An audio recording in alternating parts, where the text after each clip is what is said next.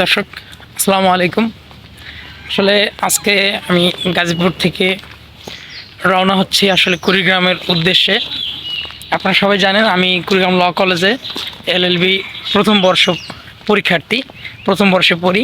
তো আগামীকাল শুক্রবার 22শে নভেম্বর, আর এই 22শে নভেম্বর থেকে আসলে এলএলবি প্রথম পর্বের পরীক্ষা অনুষ্ঠিত হতে যাচ্ছে। আমি আসলে সে উদ্দেশ্যেই বাসা থেকে রওনা হয়েছি।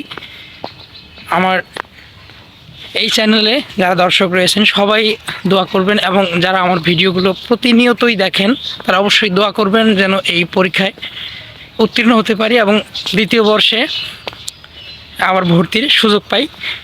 সবাই আমার জন্য দোয়া করবেন এবং অবশ্যই চ্যানেলটির সাথেই থাকবেন। ধন্যবাদ।